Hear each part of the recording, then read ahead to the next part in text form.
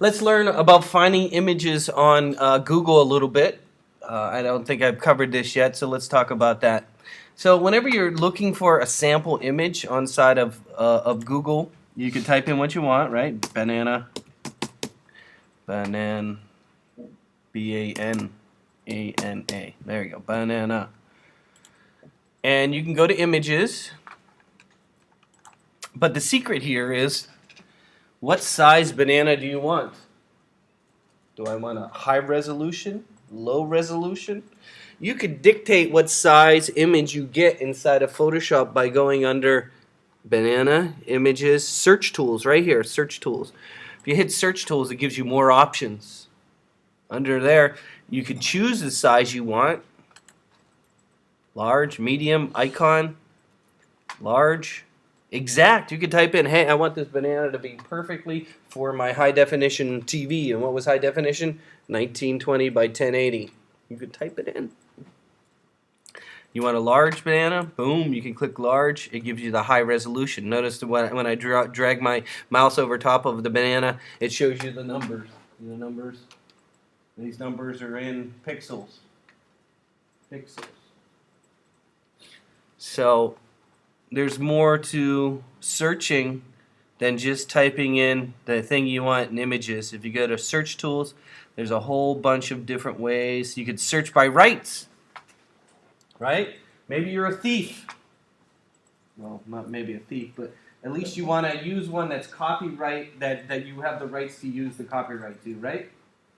Okay, so you can search there. Same with Flickr. If you're ever searching for Flickr for a photo on Flickr, there's a way you can search for people that are letting you use their photos for whatever reason they give you. The common, the Creative Commons license. You know about the Creative Commons license? How about we talk about that when we get to the art project, the artist statement. We'll talk further about that. But right now, the most important thing is right here, the images, banana images. You can choose what size you want. If you want a large one, choose large. And then you can choose which one you want. This one looks pretty good. It's got a little red. It's got a little green. It looks beautiful. It's got that line I want. The line. Banana line. So I don't know. Find a banana you like. I'm going to copy it. Copy image. Right click on it. Say copy image. I'm going to go over to Illustrator. So what I usually do is I'll make my fruit individually. Remember how we took the animal and we put it in a landscape, right? So I make each piece of fruit individually. Then I will put them together in a final composition. I might not do the shadow. Remember the last thing I did last class was put a shadow underneath my piece of fruit? Don't do that. Just make the fruit, make a strawberry, make a banana, make an artichoke, make whatever.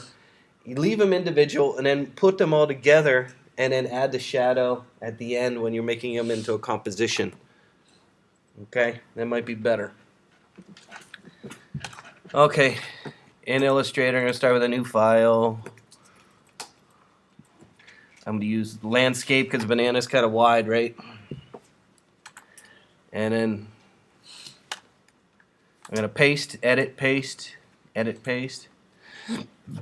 If it's too big to fit in my artboard,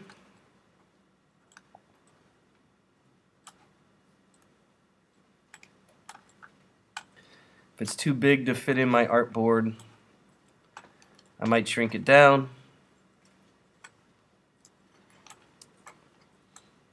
Or maybe if you want, you could shrink your artboard up, right? Hey, I'm always trying to shrink my picture down to fit in my artboard, but hey, instead of doing that, why don't we grow the artboard? There's an Artboard Tool right here, called the Artboard Tool right there. In fact, you could tell the Artboard Tool to be the size of the picture if you want. How do I do that? Well, I have the picture selected right now, right? I got the picture selected. I can go under Object, Artboards, Fit to Selected Art. Since my photo is selected, it should fit to the edge of my photo. You want me to do that again? Again, I brought in a photo. Here it is from the internet, whatever. And I want my artboard to fit to the photo. Select the photo, go under Object, Artboards, Fit to Selected Art. Boom. the artboard will grow to the size of the photo. I might then bring up my layers window, and before I lock my layer, maybe make my color palette. Remember how we made a color palette last time? I brought up swatches, inside swatches. I can make a new folder right here, new color group. Remember doing that? You make your new color group. We can call it banana. Banana. So again, remember doing this last class? You make a little folder in your swatches window, color group. It's called a color group.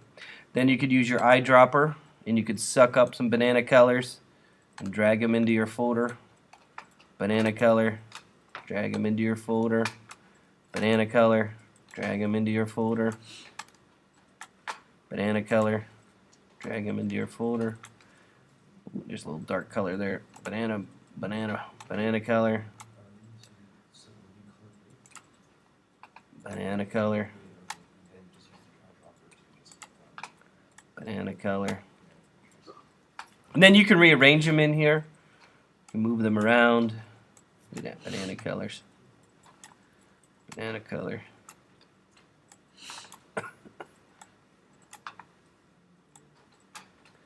There we go. Is that a beautiful banana color? So once I get all my banana colors done, I can lock my layer. Boom. And then I can start drawing my banana. So get to that point. Okay, let's go. So I'm going to zoom in a little bit. Beautiful banana there. I've already locked my layer so I don't mess with it. Okay. So a couple things that I want to talk about today. One of them is how to get two objects to blend together nicely. If that's a word, nicely. I guess it is a word. So in this case, up here at the top of the banana here, I'm going to actually make the stem and this two separate objects. And then what I want is those two, when they come together, they look like they fit perfectly. Okay, how do I do that? Well, you do it by getting the gradient mesh colors from one and the gradient mesh colors in the other one and get them to be right next to each other. So it's kind of a challenge, but I think you should try and get that challenge so you can find out how to do it, just practice. So again, the green part over here, right here, I'm going to make two separate objects. This one object here, and this is separate object here. And as the two meet, I want them to look like they come together. Okay? That's the challenge. So first thing I do is pen tool, make a new layer. I'm just going to do the whole entire outline of the banana using the pen tool. The least amount of points you can make is better.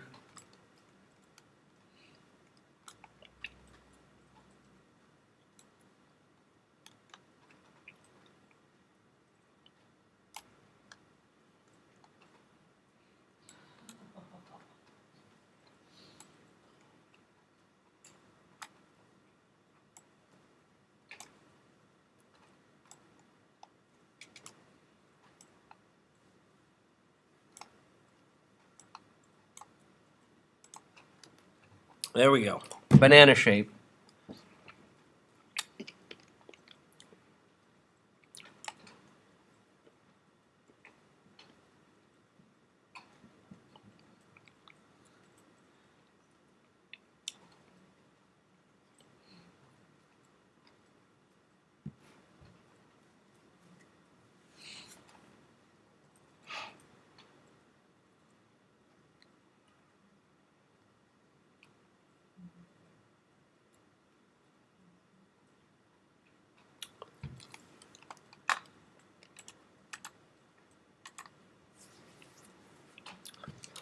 So in order to put my gradient mesh down, I really would love to have it just kind of go right along this kind of curve here, all the way to boom, like right around here. And I don't know how to define that. So I'm going to try and just do the gradient mesh a couple places. The first one I'm going to try right about here. See what happens. And it kind of worked. Kind of worked. It didn't really go over here the way I wanted, but boy, it did put the line in here. See that? So maybe I can move this up a little bit here. Let's move that up a little bit. Let's curve that down. Oh, curve this a little bit more. There we go. Ooh, there we go. This one, I don't know if I can move it over there without messing everything up, so that's not really going to work. Maybe we could cheat a little bit and put one here. Yeah, that might work. Again, to color your gradient mesh, if you want, you can move your banana away so you can see what it looks like.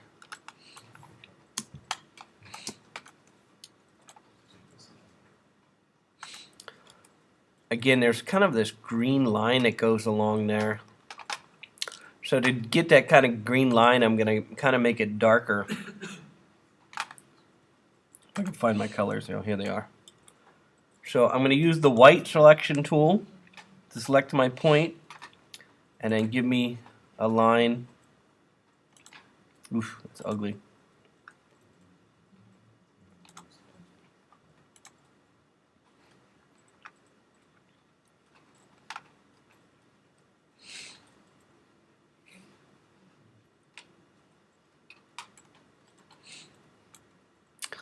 Then I'm going to try and put another one that goes along the same kind of path.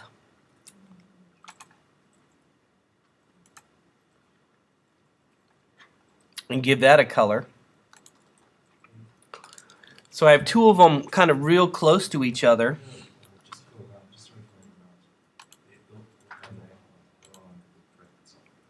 And so if you have two of them that are close to each other like this, it'll give you the contrast. That gives you kind of the banana look.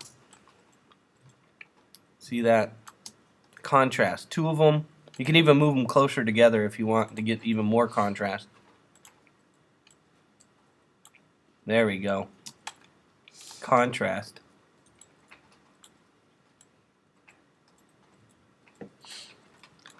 So by giving it that line, see that line right there?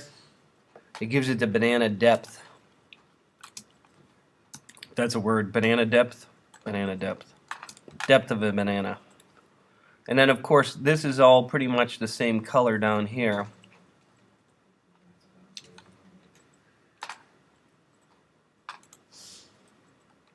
And so let's give that the banana color there. And maybe even one more.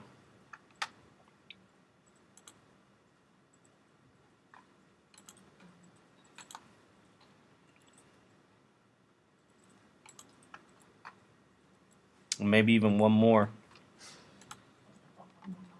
There we go.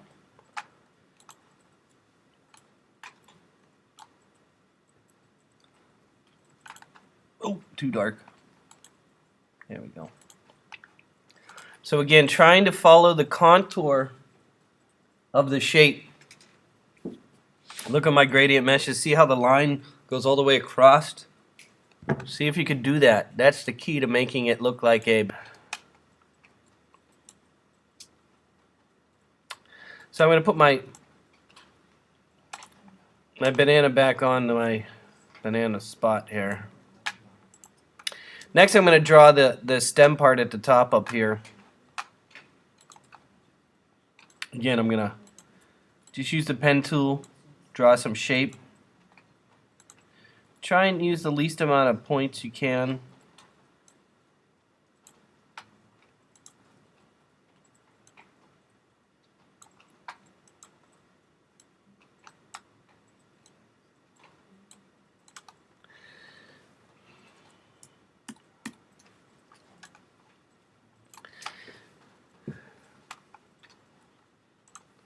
So the first thing I'm going to do to try and get it to blend with the one underneath it here, because I want this to kind of match with this, is to use the same color.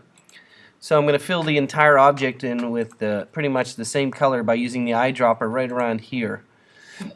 So starting with at least a close amount of color, so that they match pretty much, is probably the easiest way. So I know it's a solid color there. Of course, making sure that it fits good is another one. Next, I'm going to kind of put a gradient mesh in there. The color kind of comes down following the stem, so I'm going to kind of click right about there so it comes down to about here. And of course this is more green, so I'm going to kind of use green for my color. Green, mostly green. Maybe a darker green here. So it seems to be blending somewhat okay. But of course it's a little bit more greener here. So, you know, if I make this too green, it just doesn't look like it fits, does it, right? Doesn't look like it fits. So what can we do? Well, you could either take the color from here and make this green as well. So we could probably use the gradient mesh on this one right here and make that green too. And that somewhat fits. Again, taking the color from the closest edge here from one and make it the same color as the closest edge here. You could probably, you know, move them around a little bit. Oops.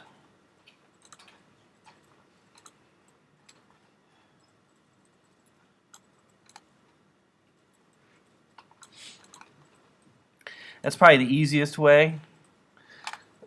Maybe add another gradient mesh so it's not so dramatic. So probably put one maybe right about here. And so instead of going all deep green down here, make it a little bit yellowish green. That's what I would do.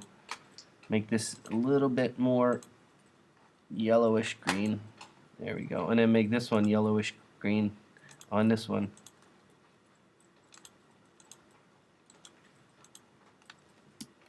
Let me zoom in a little bit here. So make this one, this is killing me here. This one, yellowish green. There we go.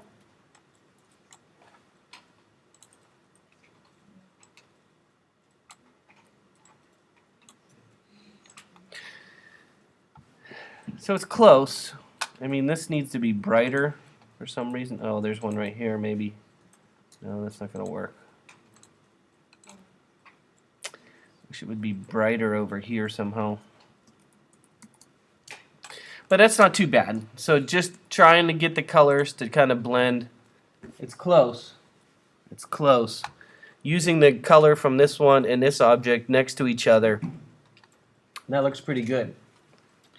So again, as best you can. Then you ask yourself, can I use a transparency along the edge? Can you use a transparency in the gradient mesh? That's a good question. Let's try it. So let me just put an object here. Here we go. Here's an object, a circle. And let me put a gradient mesh in that circle. So there's an object on this side over here. Right? I put a circle over there. If I click on this color right here, you'll notice I could give it a color. I give it a color. Can I go to my transparency window though and give it an opacity? If I can find my transparency. Can that dot that is in the corner have an opacity? Well, yes it can. So if you notice, as you'll see, if it's 100%, you get that big bright blue. But what I could do is I could click on that dot and actually give it an opacity so it blends with the one underneath it. Look at that. See how this object now is blending with this one underneath it? It can have an opacity. So that might be one way that you could even overlap these colors over here so that if your object is bigger, it can overlap and they can blend together almost like the blur. Do you remember that? So I'll show you what I mean. Like this shape that's underneath it here. If you really want, you can make this bigger. It's underneath it. Make it bigger than this one. But in this one, I could choose the dot and turn the opacity down. Oh, not too far. And now they're actually blending together because this dot here has an opacity. It's still not very good. but it's one way that you might be able to get them to blend better, is by using opacity on one of them. So even if they're overlapping,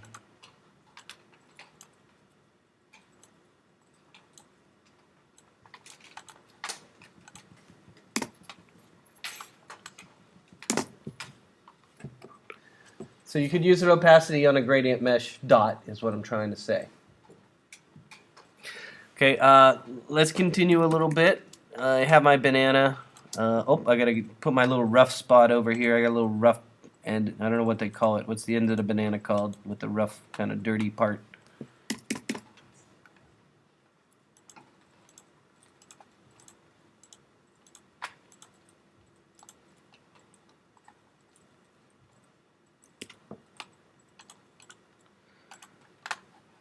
Give it a, there it is, dirty part down there.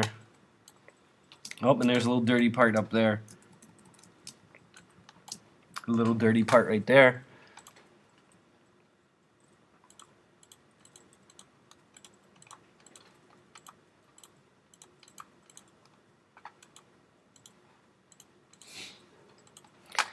So there's a dirty part there. Maybe even give that a little gradient mesh to give it some color. Oosh. There we go. Dirty part.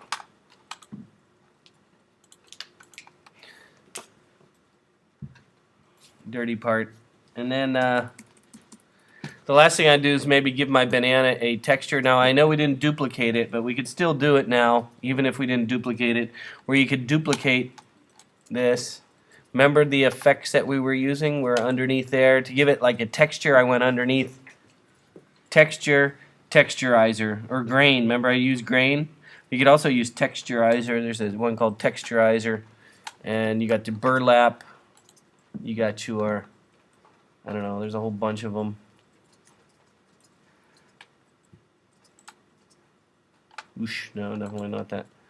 What do we got? What did I say? Texturizer. Oh, here we got canvas, sandstone. There we go. That's kind of rough. A little sandstone. So you can give your object a texture. Remember doing that? Then you could drag it and put it on top. And then again, what did we do last time? We then went to transparency, and you can turn the transparency down a little bit, and then you can give it a blending mode. Try soft light, yeah. I don't really see the texture that much. Let me try a different one, hard light.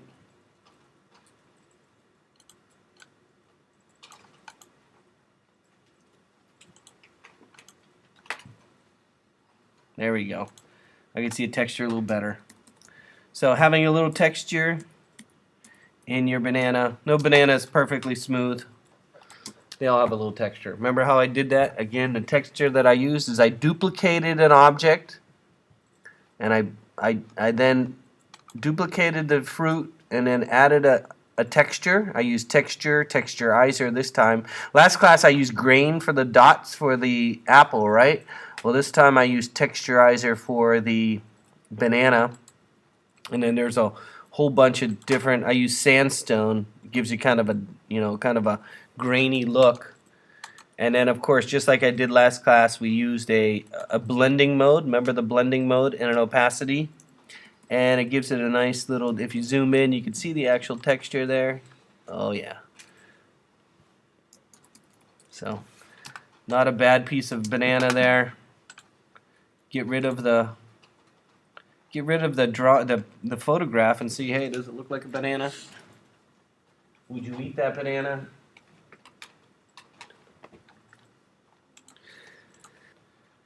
I want to get rid of the photograph I used.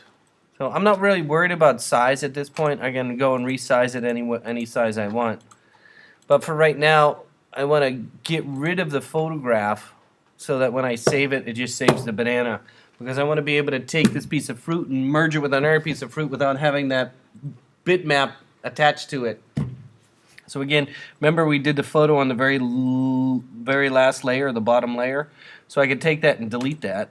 Yeah, I want to delete it. Boom, it goes away. So all I'm left with is my objects of banana, and I'm going to save it as an Illustrator file. So I'm going to go to Save As. I'm going to call it banana. Banana. Whatever. So I'm going to save that. Okay. Without the, remember, got rid of the bitmap. Just a banana. Okay, last thing I'm going to draw as far as fruit is, let's draw some blueberries with some water droplets. So what I want to talk about is how to make things look like they have like a water droplet on it. Okay.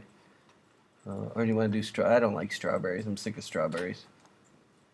I like to draw strawberries sometimes because you have those little seeds you got to draw, right? But that's a lot of work. Let's try blueberries with water droplets. How about that?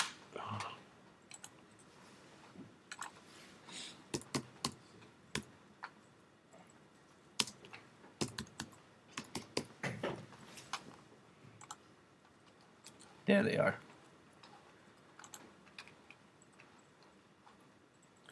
Ooh, that one looks tough. Bless you. This one looks tough too.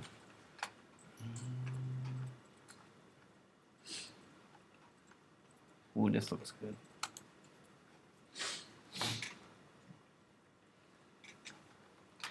Okay, I'm going to try this one. Looks tough, but we're going to go for it. Do it for Johnny. We're going to do it for Johnny. You guys remember that from the movie? Which movie? Outsiders. The Outsiders, right? Yeah, we're doing it for Johnny. Hey, you want to see it?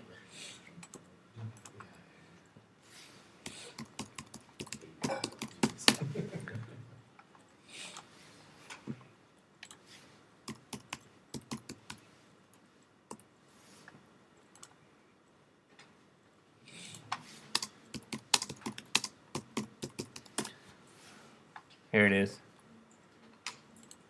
There he is.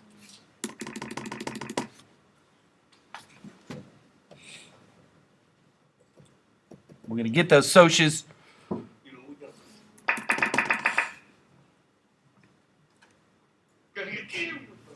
Get even with those socias.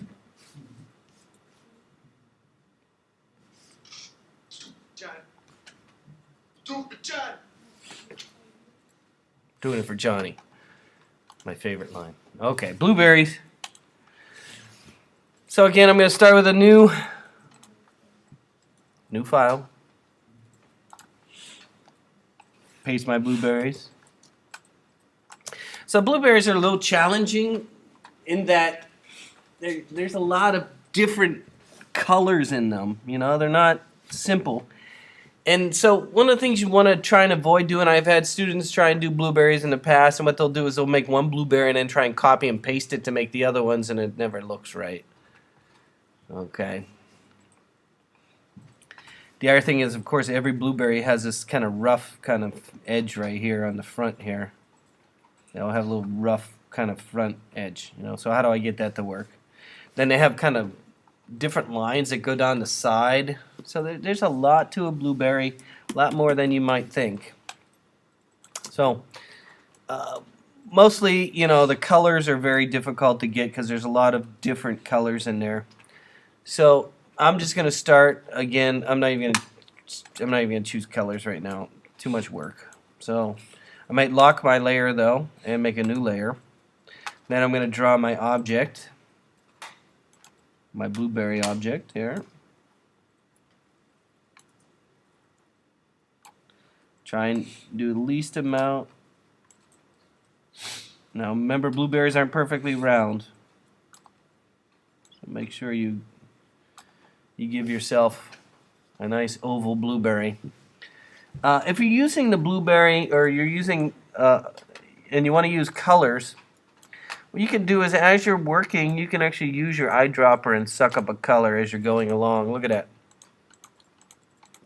So, again, I might choose a nice medium color. That's what I would probably do here. Again, after I drew my shape, I use the eyedropper tool to select the color from the piece of fruit. And you could use that same technique with the gradient mesh. So if I go and I select the gradient mesh, I got a kind of a light blue here, a darker blue down here, and maybe a different blue here. So I might click up here, use my eyedropper tool, and select the lighter blue here. Use the gradient mesh tool, click on the line so I don't have so many. Use the eyedropper tool and select the color. Use the gradient mesh tool, click along a line. Use the eyedropper tool, select the color. Select the color. Again, using the eyedropper tool to select the color as you're going along.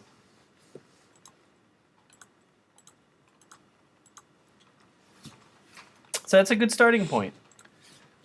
Nice blueberry. Again, I probably should have duplicated this first so I could add a texture to it. So again, try using the eyedropper tool to suck up the color afterwards instead of having to make the palette first. Then maybe add some texture to it. I'm going to use the grain for this one. Remember the grain? Take that grain and put it right on top of my object, and then use your opacity, and then there we go. Very nice texture there. Very nice. If I zoom in, you got a nice texture. Okay, now to do this part right here is going to be hard. Nobody said a blueberry was easy. So in this case, you got this kind of rough outline here, and then you have the little area inside. So I might make them two separate objects. So make things that are more than one object. I might make this part a separate object. And color that.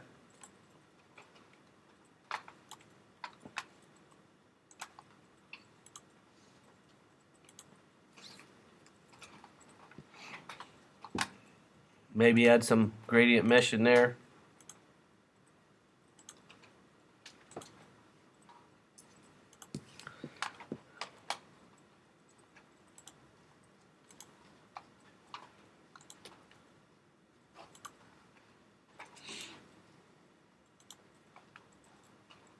There's a lot of contrast going on in there. A lot of contrast in there.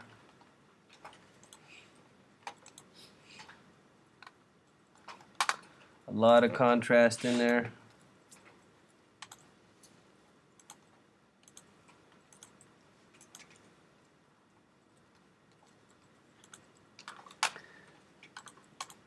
I don't know, you get the idea.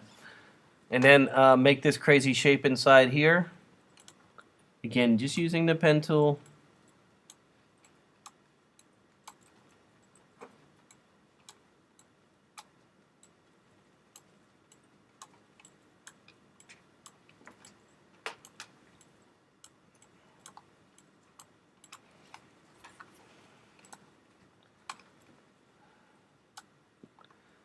And then using the eyedropper tool.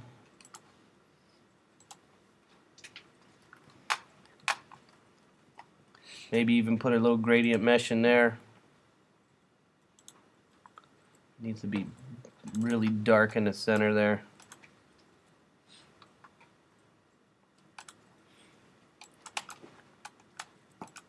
Oosh, definitely not that.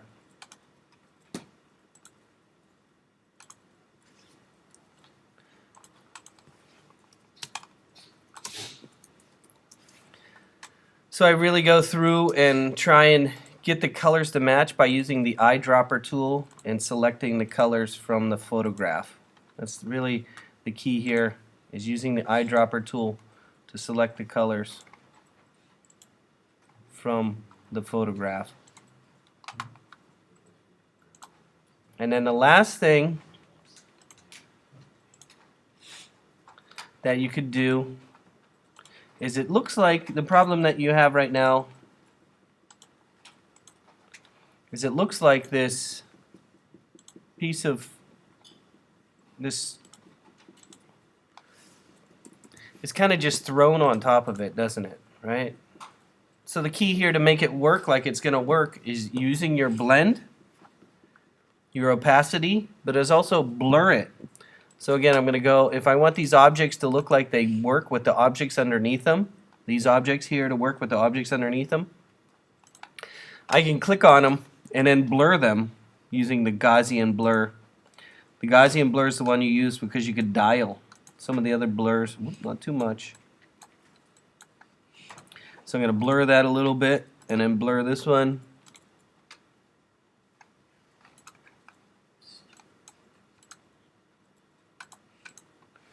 And oops, I blurred that too much.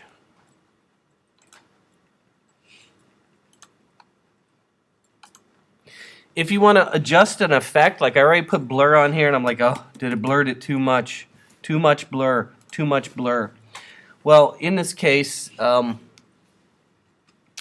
it keeps track of the effects you put on your objects, and it keeps track of them in the appearance window. We're going to use the appearance window a lot next week. The appearance window is going to be very important to us because you can apply more than one fill to an object. You can apply more than one stroke to an object.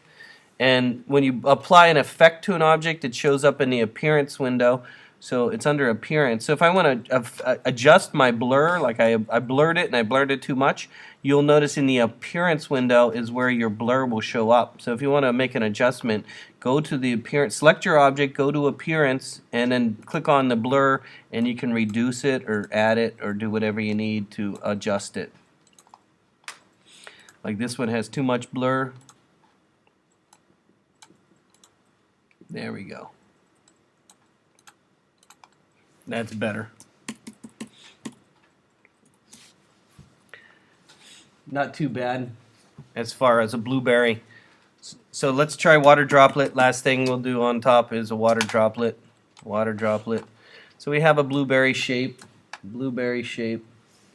To give your water droplet, water gives you is contrast really. Okay. So if you ever looked at anything metal or transparent, it usually has a lot of contrast to it. So to give myself a water droplet, and if you even look on some of these blueberries I was looking at online, here they are. If you look at this one, look at this one. Look at the water droplets there. Here, let's copy that and look at it inside of Illustrator and see if we can mimic that.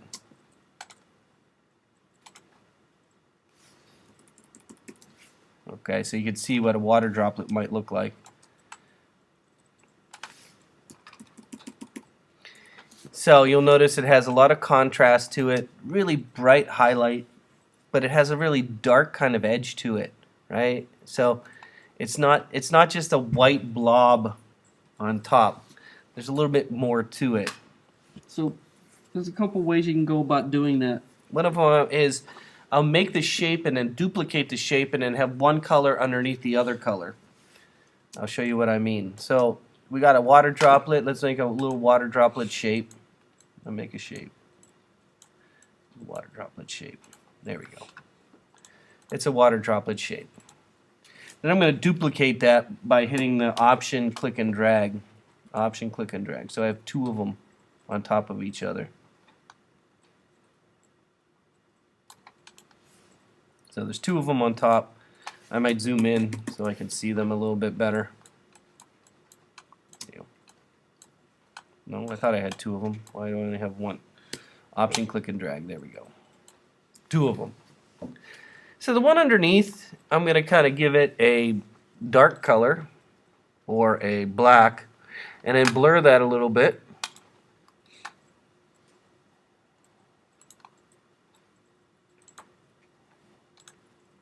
To give you your kind of contrast there.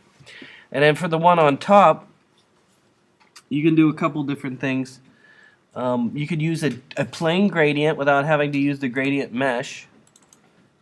And when you give it a plain gradient, I know it's kind of ugly like this, but you could give it a radial gradient and then expand it. I'm going to expand it a little bit. And then add contrast by applying. Oof, that doesn't look good. It definitely doesn't look the way I want. No. No. No. Oosh.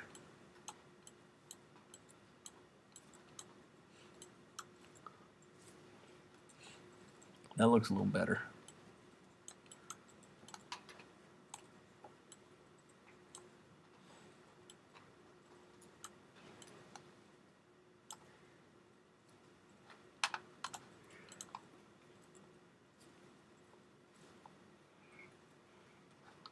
And then add other objects on top. Make them white. And then blur them.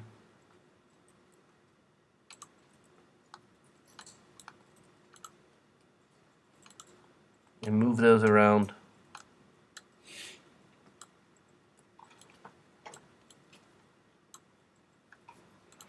So more than one highlight in an area, I guess. You could duplicate that. There we go. So it gives it a reflection. Whoosh. That doesn't look like a water droplet. Hey. I don't know. You're on your own, water droplet.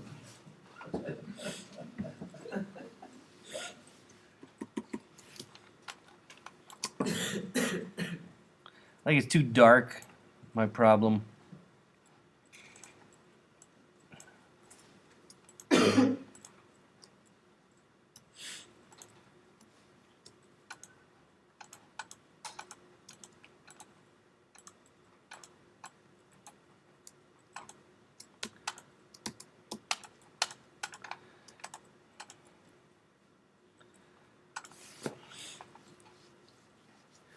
Needs an opacity is what it needs.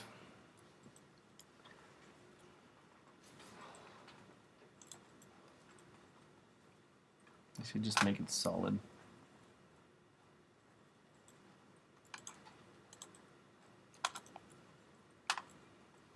Just struggling here.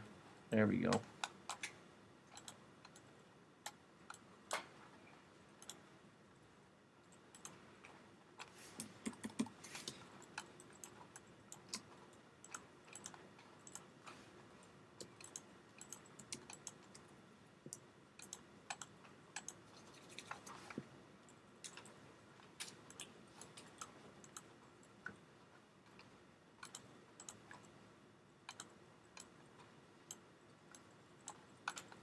Yeah, it's better. Whatever. Ugly blueberry. So let me copy my ugly blueberry. And let me put them together. So I have an apple, I have a banana, and one ugly blueberry. So if I was going to complete this all together, I am going to make a new file. And let me put my blueberry in there. There's a blueberry. I copied and pasted him. So we got one blueberry. I'm going to change my leader to blueberry. Blueberry? And maybe duplicate them a couple times. Rotate them. Cheat a little bit. There we go. One blueberry. Two blueberries. Two blueberries. Now to bring my banana in, there's a couple ways you can go about it. One of them is to use the file place, and so I can find my banana and place it into my other object. Remember to keep sizes similar. A banana would be a lot bigger than a blueberry, right? Oops, it didn't work. There it is. So here's my banana. Woo, those are big blueberries. There we go. Let's change the size here. Hope I lost my. So there's a couple problems bringing one object into another. And so let me do that again. Let me get my apple. I need to get my apple.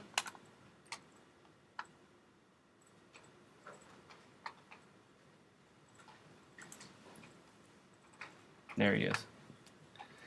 So before I bring my apple in, I'm going to remove the member. I'm going to get rid of the scan or the digital thing. Okay. I'm going to get rid of the shadow. There we go. So I'm just going to bring in my apple as it is.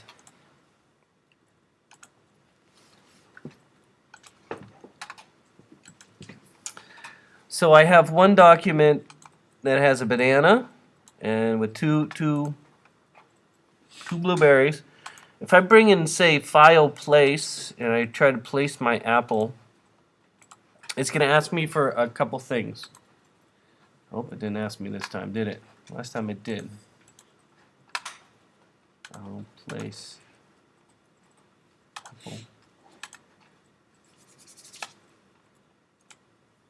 Just brought it in. Sometimes there's different ways you can bring it in. I don't know why it's not asking me this time. As a media or artboard.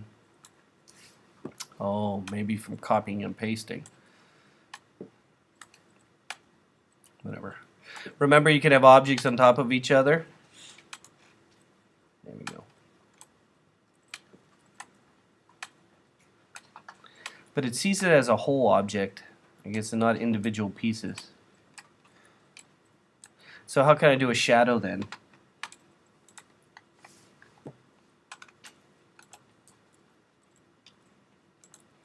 And remember, they're linked. They're linked.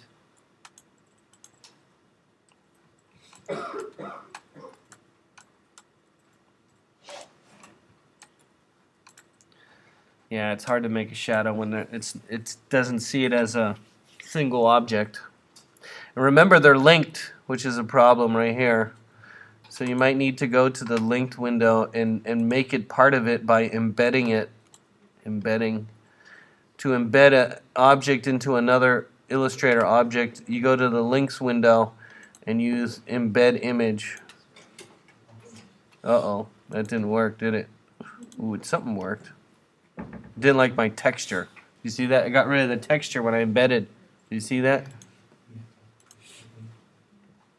It did that too. The texture didn't come over. Well, some of it did on that. Oof. Okay, so be wary of that.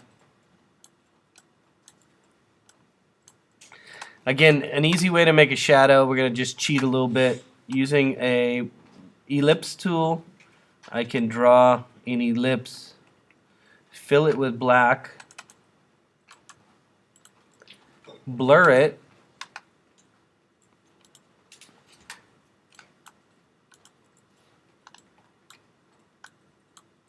not too much, and then send it to the back. There we go. Banana blur. So if I don't have a shape anymore, you can just use a circle. That's kind of a shadow. Apple needs a shadow too. Same with my blueberries.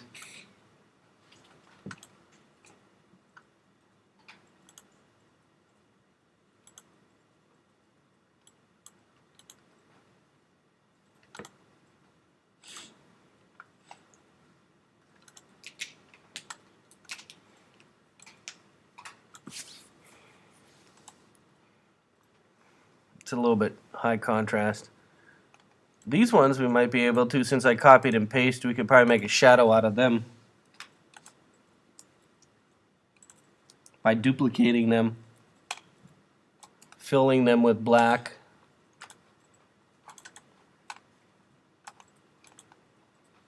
Ooh. No? Oh, their opacity is down. Fill them with black, and then squish them and blur them. Blur them. Not too much, just a little bit.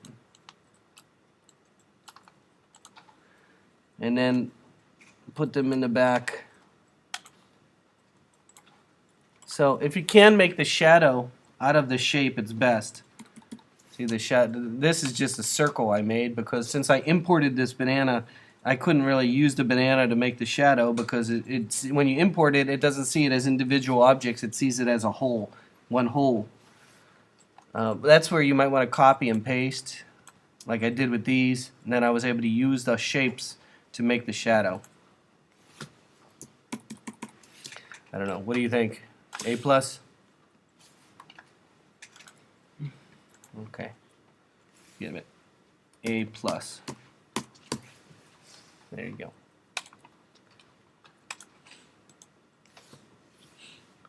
I think you have enough knowledge. You should be able to make some fruit, right? Okay. Next week we'll just we'll start making NASA seal.